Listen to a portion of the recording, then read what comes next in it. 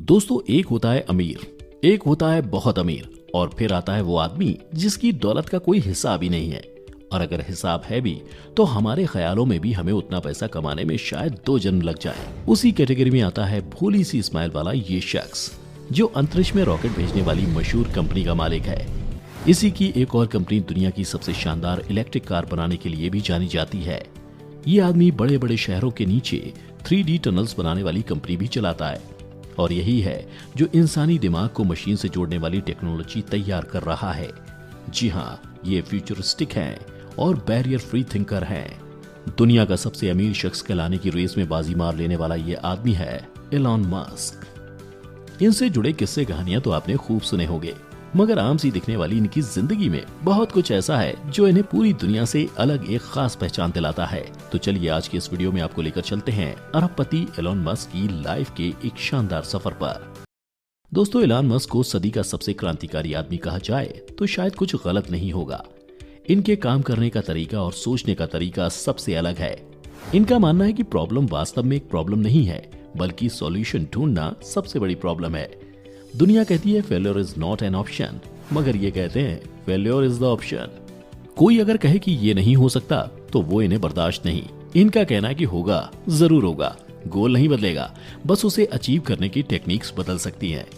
वैसे एलॉन की जिद का एक उदाहरण तो पिछले साल ही देखने को मिल गया था, जब उन्होंने ट्विटर पर अनाउंस किया था कि उन्होंने अपने न्यू बॉर्न बेटे का नाम XAEA12 रखा है। और फिर खबर आई कि नाम में संख्या होने के कारण कैलिफोर्निया स्टेट ऑफ अफेयर्स ने इसे स्वीकार ही नहीं किया।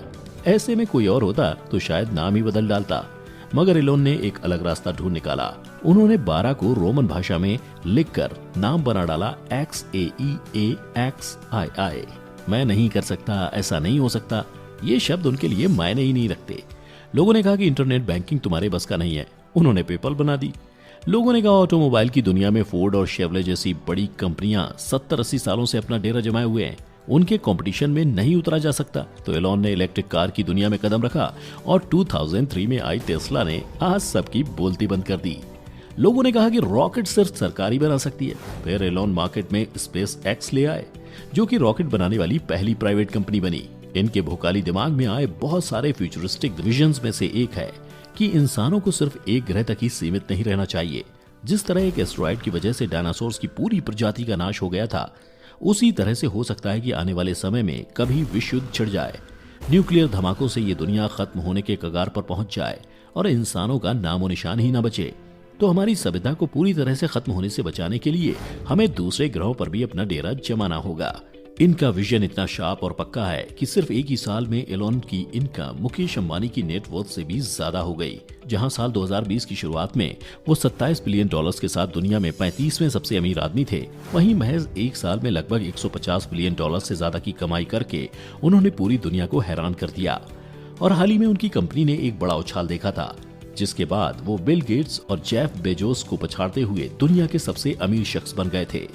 जेफ और एलॉन की इनकम में सिर्फ 1 या 2 बिलियन डॉलर्स का ही फासला रहा है, जिसके चलते दुनिया का सबसे अमीर शख्स कहलाने की लिस्ट में पहले पायदान को लेकर इनके बीच कड़ा कंपटीशन चल रहा है। वैसे अगर बचपन में आपका भी हमारी तरह गणित से कुछ खास अटैचमेंट नहीं था तो हमें माफ करना, क्योंकि अब हम आपके सामने हिसाब किताब की कुछ बात रखने वाले हैं। दरअसल फैक्ट की बात यह है कि अगर एक आम आदमी हर महीना 3.5 लाख रुपए भी कमा रहा है तो उसे एलॉन मस्क बनने में करीब 3 मिलियन साल लग जाएंगे। एलॉन हर दिन लगभग 3700 करोड़ रुपए, हर घंटे 155 करोड़ रुपए और हर मिनट 3 करोड़ रुपए कमाते हैं। अब आप इन्हें जोड़ेंगे, घटाएंगे, फिर गुणाकार करेंगे और भागाकार करेंगे तो पता चलेगा कि एलॉन मस्क आखिर कमाते कितना है। पर रहने दीजिए, हम ही बता देते हैं। जनवरी महीने में एलॉन मस्क की नेटवर्थ थी करीब 190 बिलियन डॉलर्स, यानी कि लगभग 13,80,000 करोड़ रुपए। क्या हुआ, सुनकर बुरा लगा? हाँ, समझ सकते हैं, हमें भी लगा था। खैर कोई बात नहीं, इस वीडियो को देखकर थोड़ी उम्मीद बनाइए, सपने सजाइए और चंद मिनटों के लिए खुश हो लीजिए। चलिए हिसाब किताब से आगे अब बात करते हैं रईसियत की। तो ये तो हम सभी जान गए हैं कि एलॉन के पास बहुत सारा पैसा है, मगर ये भी सवाल बनता है कि जिस इंसान के पास इतनी दौलत हो वो क्या कुछ नहीं कर सकता, अपने पैसों के दम पर एक आलीशान जिंदगी जी सकता है। मगर एलॉन ने कुछ अलग रास्ता चुना।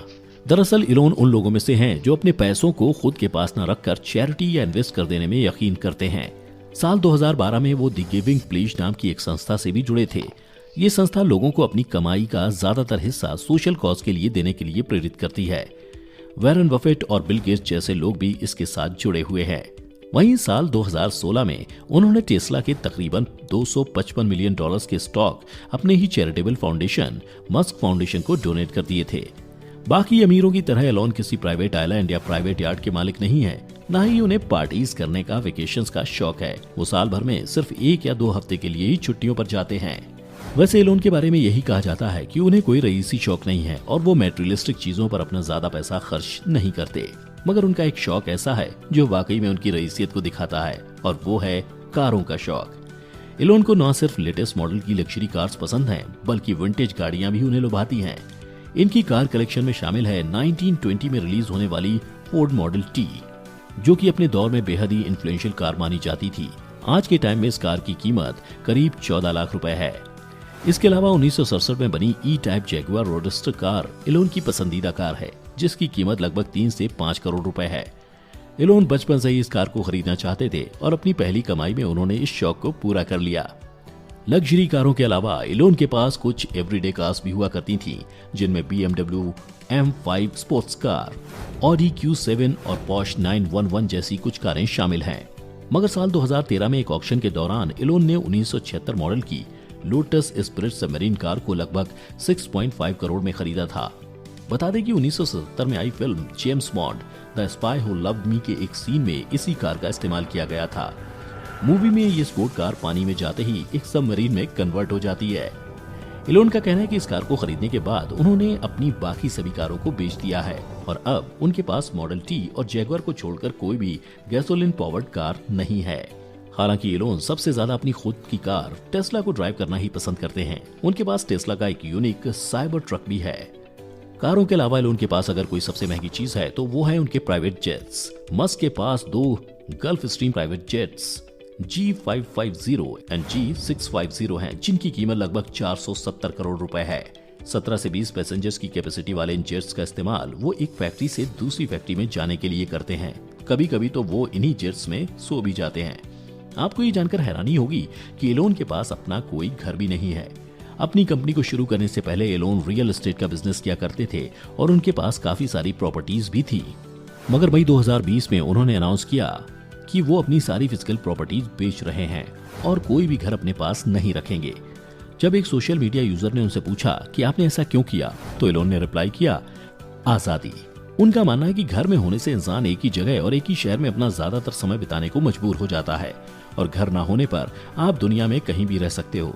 वैसे आपको बता दें कि एलोन के पास 3 देशों की नागरिकता है। पहली साउथ अफ्रीका की, क्योंकि वहां उनका जन्म हुआ था। दूसरी कनाडा की, क्योंकि उनकी मां वहीं से हैं, और फिलहाल वो अमेरिका में रहते हैं, इसलिए अमेरिका की नागरिकता भी एलोन के पास है। अब इस तरह बेघर होकर दुनिया एक्सप्लोर करने का ख्याल है तो काफी शानदार। हालांकि वो अलग बात है कि एलोन के इस रूल को फॉलो करने के लिए हमारा बैंक अकाउंट भी एलोन के अकाउंट जितना भरा पूरा होना जरूरी है। वैसे दुनिया के सबसे अमीर लोगों में शुमार इस आदमी के बारे में सबसे खास बात यह है कि वो हफ्ते में 100 घंटे काम करता है। इसलिए एलोन अपना ज्यादातर समय ऑफिस में ही बिताते हैं। आप हफ्ते में कितने घंटे काम करते हैं? हमें कमेंट करके जरूर बताइएगा। चलिए, घर की बात हो रही है तो ये भी जान लेते हैं कि जिन घरों को उन्होंने बेच दिया उनकी कीमत क्या थी। इन घरों की टोटल कीमत थी लगभग $100 मिलियन, यानी कि तकरीबन 730 करोड़ रुपए। उन्होंने साल 2012 में लॉस एंजलिस के बेल एयर नेबरहुड में स्थित अपने एक शानदार घर को बेचा था, जिसकी कीमत लगभग $17 मिलियन, यानी कि 120 करोड़ रुपए से भी ज्यादा थी। इस घर में 2 मंजिला library, 7 bedrooms, 9 bathroom, tennis court, theatre, swimming pool, gym और 5 कार गैराज जैसी फैसिलिटी मौजूद थी। इसी घर के पास एलोन ने 2 और घर खरीद लिए थे, जिनमें से एक की कीमत लगभग 50 करोड़ रुपए। इस घर का इस्तेमाल एलोन अपने बच्चों के लिए प्राइवेट स्कूल के रूप में किया करते थे। इसे खरीदने के कुछ सालों बाद उन्होंने लगभग 140 करोड़ रुपए का एक और घर खरीदा और फिर 2016 में वो एक और आलीशान घर के मालिक बने, जिसकी कीमत तकरीबन 175 करोड़ रुपए आंकी गई थी। और ये सभी घर एक दूसरे के आसपास ही स्थित थे, मगर फिलहाल वो अपने सारे घर बेच चुके हैं। चलिए, अब घर की बातें हो रही हैं तो गृहस्थी की भी थोड़ी बातें कर लेते हैं। बता दें कि एलोन के 6 बच्चे हैं। उनकी पहली बीवी जस्टिन विल्सन से उनके 5 बेटे हैं और एक बेटा उनकी मौजूदा पार्टनर कैनेडियन म्यूजिशियन ग्राइम्स के साथ है।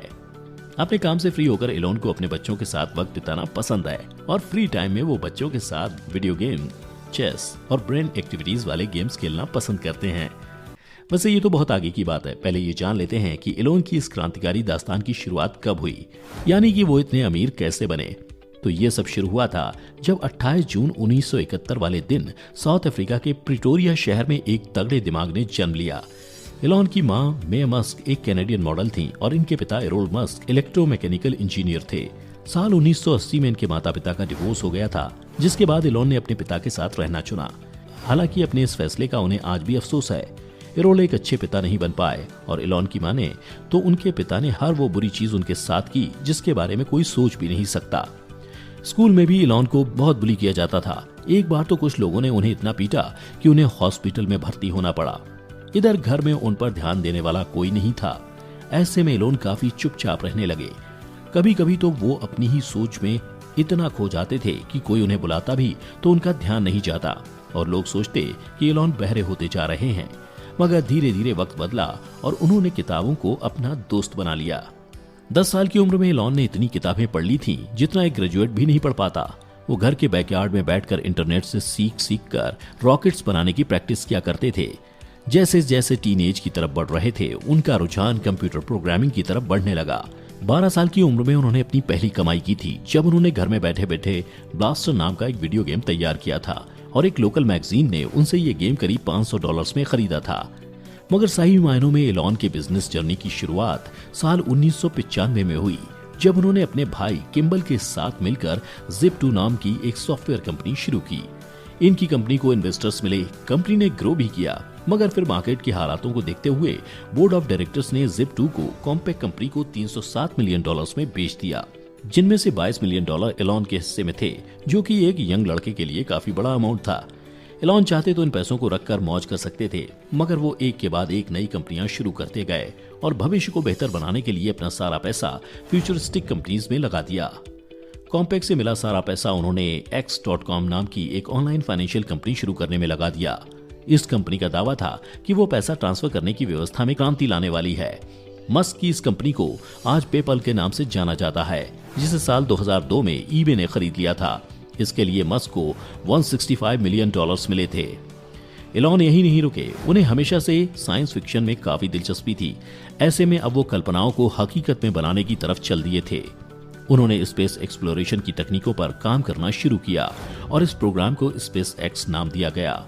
स्पेस एक्स का विजन था कि इंसान आने वाले समय में दूसरे ग्रहों पर भी घर बसा सकते हैं।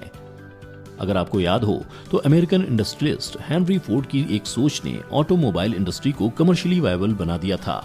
इससे पहले कारें बनाना काफी महंगा प्रोसेस था। कुछ उसी तरह एलोन चाहते हैं कि स्पेस में आना जाना भी आसान बना दिया जाए। इन्हें पता चला कि एक रॉकेट को बनाने में $8 मिलियन खर्च करने पड़ते हैं और वो भी वन टाइम यूजेबल होता है। तो उन्होंने सोचा कि क्यों ना लो कॉस्ट में रीयूजेबल रॉकेट तैयार किए जाएं।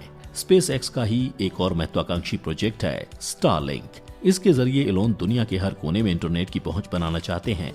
बता दें कि अब तक जिस इंटरनेट का इस्तेमाल पूरी दुनिया कर रही है वो खास तौर पर जमीन के नीचे फाइबर केबल्स से चलता है, इसलिए इनकी पहुंच हर जगह नहीं है।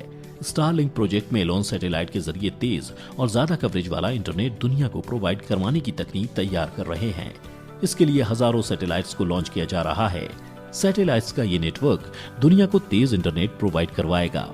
इसके बाद उन्होंने साल 2004 में इलेक्ट्रिक कार कंपनी टेस्ला को खरीद लिया और यहाँ उनका विजन था कि भविष्य में सब कुछ इलेक्ट्रिक होना चाहिए, स्पेस में जाने वाले रॉकेट्स भी, और उनका मानना था कि टेस्ला इस बदलाव को लाने में अहम भूमिका निभाएगी।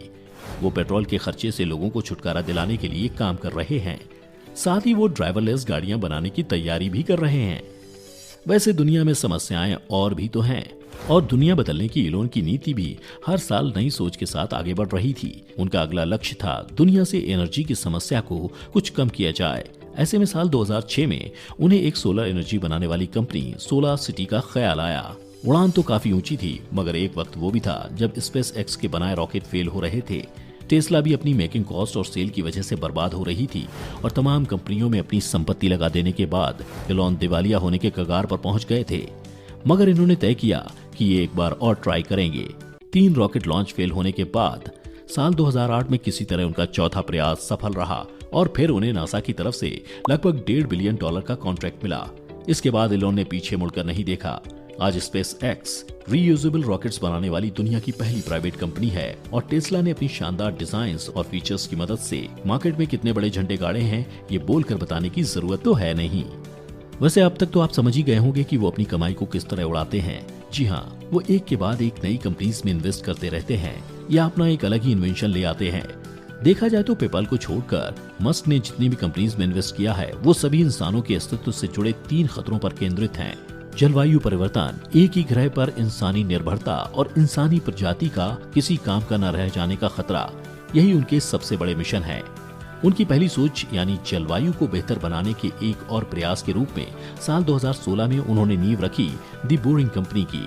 ये तो हम सभी जानते हैं कि सड़क पर ट्रैफिक की समस्या बढ़ती ही जा रही है, गाड़ियों की संख्या लगातार बढ़ रही है और उनके लिए सड़क पर जगह कम पड़ने लगी है। ऐसे में मस्क ने जमीन के नीचे टनल बनाने की ठान ली है। बोरिंग कंपनी शहरों के नीचे टनल्स बनाएगी जिससे शहर के ट्रैफिक को वहां डाइवर्ट किया जा सके। इसके अलावा उनकी दूसरी सोच यानी कि एक ही ग्रह पर निर्भरता को खत्म करने के लिए स्पेस एक्स लगातार प्रयास कर रही है। और आखिर में उनकी तीसरी सोच यानी इंसानी प्रजाति के लिए खतरा बन रही टेक्नोलॉजी को लेकर इलोन की कंपनी ओपनएआई लगातार रिसर्च कर रही है। बहुत से लोगों का मानना है कि लगातार एडवांस होती जा रही ये मशीनें सीखते सीखते इंसानों से ज्यादा पावरफुल हो जाएंगी और हमारे खात्मे का कारण भी बन सकती हैं। आर्टिफिशियल इंटेलिजेंस के इस खतरे को लेकर इलोन भी हमेशा काफी वोकल रहे हैं। ऐसे में साल 2015 में शुरू हुई उनकी ये कंपनी एआई को लेकर रिसर्च कर रही है और इसका मकसद है कि टेक्नोलॉजी इंसानों के लिए हेल्पफुल और दोस्ताना साबित हो। इसके अलावा इलोन एआई और न्यूरो टेक्नोलॉजी से जुड़े कई स्टार्टअप्स में इन्वेस्ट भी करते हैं जिनमें डीप माइंड और न्यूरो विजुअल जैसे नाम शामिल हैं। अब अगर आप सोच रहे होंगे कि इन कार कंपनीज के बाद इलोन का दिमाग शांत बैठ गया होगा, तो ऐसा नहीं है। अभी तो उनके कई ख्वाब बाकी हैं। उन्हीं में से एक है न्यूरोलिंक। अपने इस प्रोजेक्ट के जरिए इलोन इंसानी दिमाग को मशीन से जोड़ना चाहते हैं। आज के टाइम पर हम या तो हाथ से मशीन को कंट्रोल करते हैं या आवाज से, मगर साइंटिस्ट मस्क को लगता है कि ये तरीका काफी धीमा है। हमें सीधे अपने दिमाग से ही मशीन को कंट्रोल करना चाहिए। इसके लिए उनकी company Neuralink brain machine interface तैयार कर रही है, यानी कि ऐसी टेक्नोलॉजी जिसमें एक बार चिप आपके सिर पर लगने के बाद आपका दिमाग मोबाइल, कंप्यूटर या दूसरी किसी टेक्नोलॉजी से जुड़ जाएगा। दोस्तों, इस पूरी कहानी को जानने के बाद एक बात तो साफ है कि इलोन की सोच का वाकई में कोई मुकाबला नहीं है। वैसे उनके भोकाली दिमाग के बारे में तो हम बहुत कुछ जान चुके हैं। चलिए अब आपकी बारी है। कभी अगर आपके अनोखे दिमाग में कोई अनोखा ख्याल आया हो तो कमेंट के जरिए हमारे साथ शेयर करें और अगर इलोन की इंस्पायरिंग लाइफ से कुछ सीख मिली हो तो इस वीडियो को लाइक और शेयर करें।